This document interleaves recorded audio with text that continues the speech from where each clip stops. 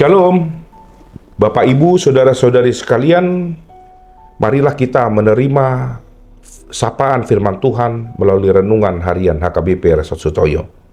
Kita bersatu dalam doa. Damai sejahtera dari Tuhan Allah yang melampaui segala akal, itulah kiranya memberkati hati dan pikiran saudara.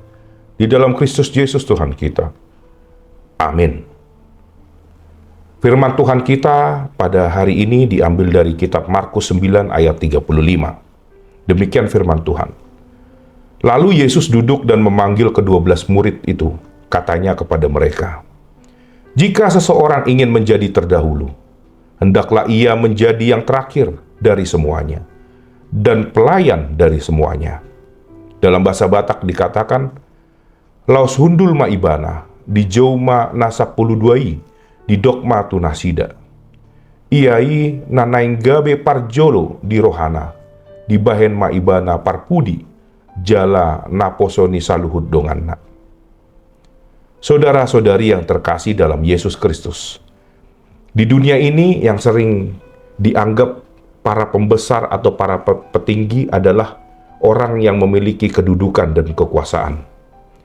Misalkan saja presiden, direktur perusahaan, raja, menteri, dan masih banyak lagi. Namun demikian, pandangan dunia ini tidaklah sama dengan pandangan Yesus.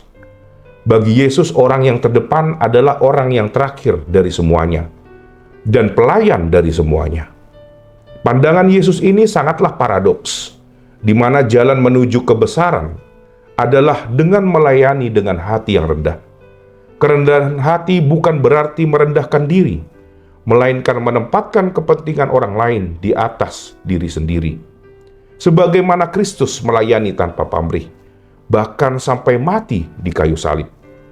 Saudara-saudari yang terkasih, sebenarnya pandangan Yesus ini muncul setelah para murid berdebat di jalan tentang siapa yang terbesar di antara mereka.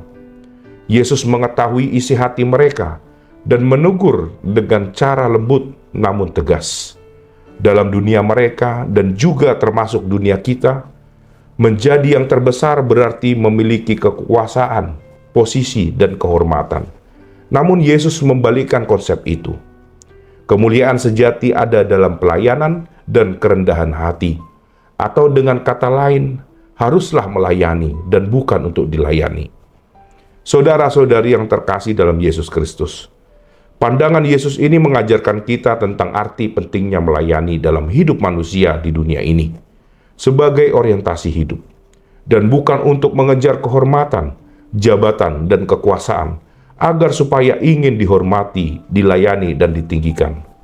Tentu saja jabatan dan kekuasaan di dunia ini tetaplah ada, namun paling tidak jabatan dan kekuasaan justru menjadi alat untuk melayani Tuhan dan sesama, seperti seorang direktur perusahaan turun tangan membantu karyawannya untuk membersihkan area kerja yang kotor. Ketika ada seorang staf muda yang bertanya kepadanya, mengapa ia melakukannya? Maka sang direktur itu pun menjawab, "Saya tidak kehilangan kehormatan dengan melayani. Justru disinilah saya belajar memimpin dengan hati." Mendengar itu sontak, seorang staf itu pun ikut membantu membersihkan area kerja tersebut. Dari ilustrasi ini, maka kita dapat belajar bahwa melayani Tuhan dan sesama tidak menghilangkan sama sekali wibawa dalam jabatan dan kekuasaan tersebut. Namun justru jabatan dan kekuasaan tersebut merupakan alat Tuhan untuk melayani. Amin. Kita bersatu dalam doa. Ya Tuhan Allah, kembali kami datang Tuhan ke hadirat-Mu, di mana Engkau selalu menyertai kami dengan firman-firman-Mu Tuhan, yang boleh kami dengar pada hari ini. Kuatkanlah kami Tuhan, sehingga kami boleh selalu menjadi pelayan-Mu Tuhan.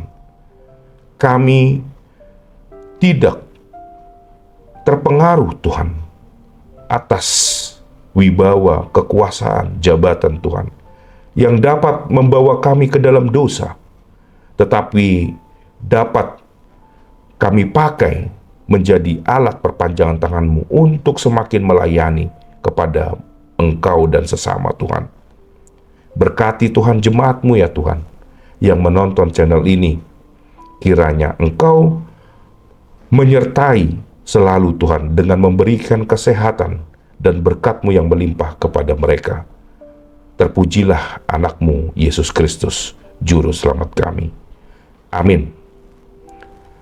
Terima kasih telah menonton channel ini. Shalom, salam sehat, Tuhan Yesus memberkati.